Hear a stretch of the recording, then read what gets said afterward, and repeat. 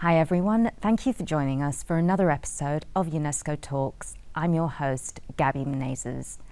As we commemorate International Holocaust Remembrance Day, we want to talk about Holocaust denial and anti-Semitic hate speech. I have in our studio UNESCO's own Karel Fracapane, who works on genocide prevention and anti-Semitic hate speech. Karel, thank you for joining us. So we are commemorating the World Holocaust Day. Why is it so important to remember this day and really look at the facts of what happened? Well, it's really important to remember the victims, first of all. 6 million people were killed, Jewish victims of the Nazi regime. So that's a commemorative act. And in that respect, it is extremely important. But it's also to support societies, European societies in particular, to reckon with this difficult past and understand the roots of that kind of hatred and where it can lead.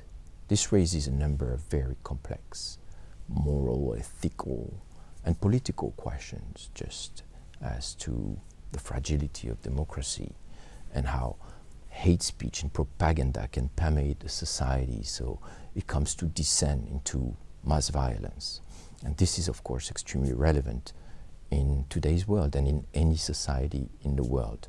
So in that respect, UNESCO is doing much efforts beyond the remembrance and commemoration itself in order to educate about the Holocaust and more generally about genocide and the processes that can lead a society to mass murder.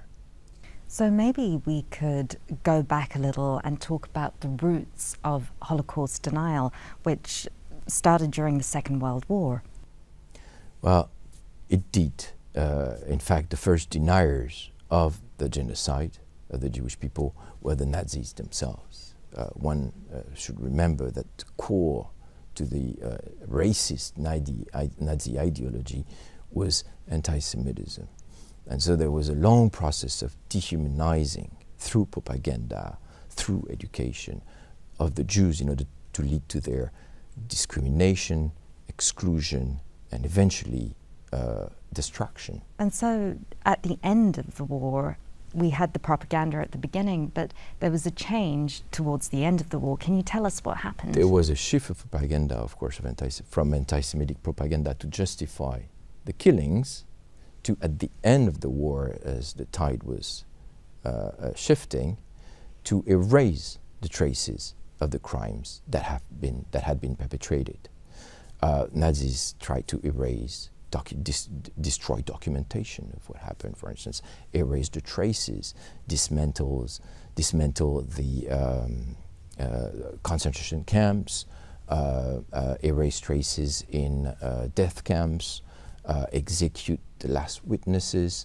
So the idea was not only to destroy evidence and evade accountability, but also to develop an argumentation according to which this was an invention of the Allies. And this was the first type of denial, so to say. And one should remember that when one speaks about denial and distortion of the Holocaust today, because there is an immediate link between the perpetrators and those that are trying to deny the crimes that took place.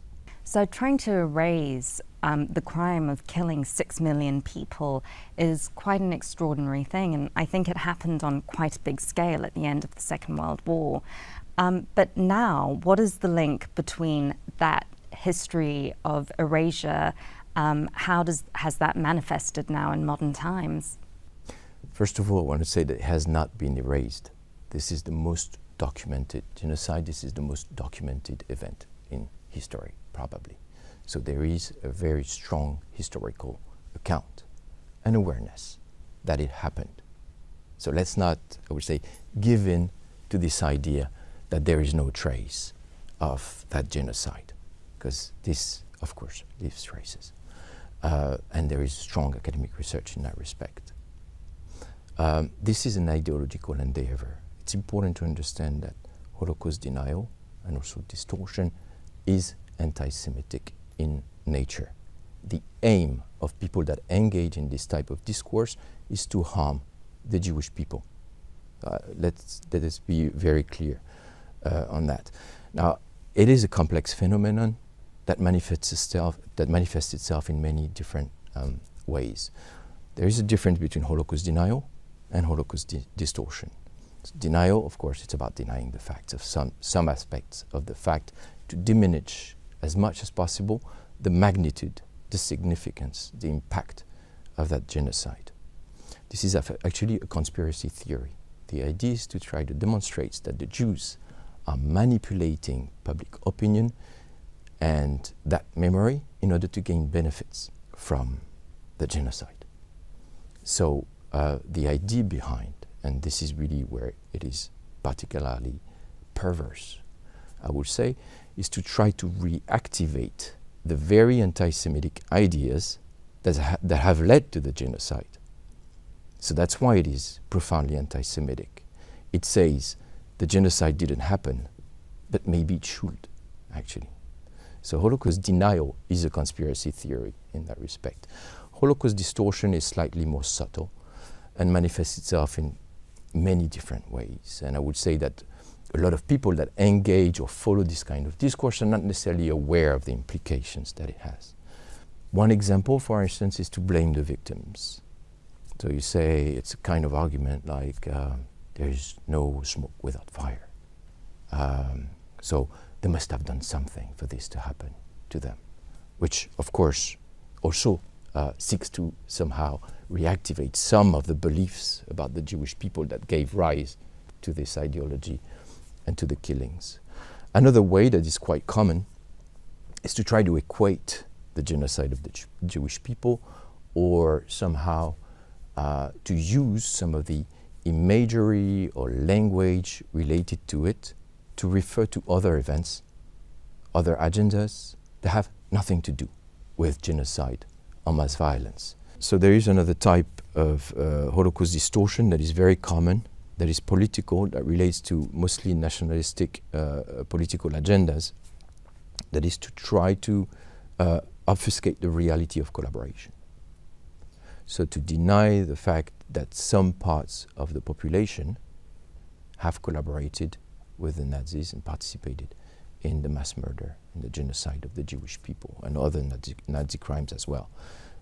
So this sort of omitting aspects of the past in order to create a more comfortable sense of national identity is a very pervasive form of distortion. It's not denial. They don't deny the fact, but they obfuscate some elements of history in order to create more comfort and security with the population by creating a sort of a more nationalistic mythology of purity. And in that sense, this is very, very problematic. So now, as opposed to 80 years ago, hate speech, anti-Semitic hate speech and Holocaust distortion is on the rise through social media. Can you talk a little bit about this? UNESCO has studied the situation of Holocaust distortion and denial on social media, and we released a report in 2022. The aim was to analyze on some of the main social media platforms discourses about the Holocaust in general. And we realized that a very large proportion of that kind of discourses were actually Holocaust denial and distortion, were actually anti-Semitic. So on Telegram, for instance, half of the contents related to the Holocaust was anti-Semitic. Half of it. On TikTok was about 15%, which when you consider the number of messages, it's really a notion of hate in that respect.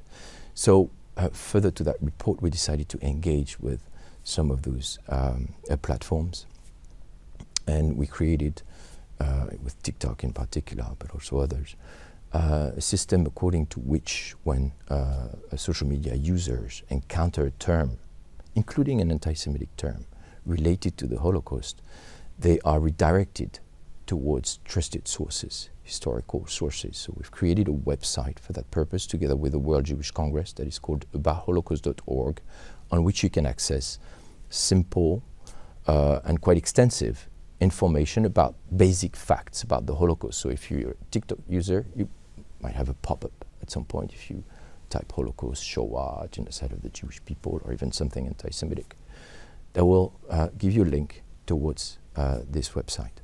So UNESCO's guidance for teachers is really comprehensive and really encourages students to check the facts. Could you maybe give us an example?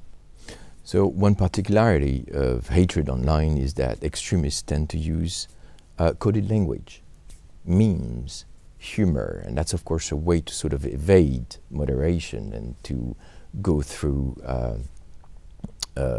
unacknowledged while disseminating this kind of ideology.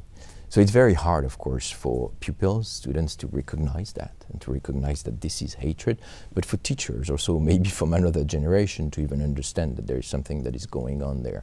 So we provide examples, very precise examples to educators of how this kind of hatred manifests itself online through humor, through memes, through coded language, etc. So we give them some hints and then some lesson plans on how to engage with their students and analyze critically this kind of content. So that very concretely, that's the kind of things that we're doing on top, of course, of analysis of social media, of how artificial intelligence, for instance, can affect Holocaust memory, etc., in order to provide them with further guidance on this kind of problematic. And what kind of feedback have we had from teachers? Has it actually changed the way their students use social media? Well, hopefully it does, because there is an immense need for teachers. These are new environments for many, and it's very, very difficult to handle. We're just starting to realize the magnitude, and the impact of that hate. And when we speak about Holocaust distortion, Holocaust denial, these are forms of hatred or manifestations of hatred that are very difficult to recognize. So this takes time. But I would say that we are on track in that respect. And the aim here of UNESCO is to try to provide educators with as much information as they need in order to do it in their classroom. So we try to cover all the dimensions of the education system, from advocacy and research about that, to guidance for policymakers on how to implement a policy to address this kind of hate, but also work in the classroom, very, very practical work and lessons. So UNESCO is doing all this, basically. Karel, thank you so much for joining us. That was really interesting. And thank you for listening to this episode of UNESCO Talks. As always, please leave any comments and questions in the chat and we will get back to you.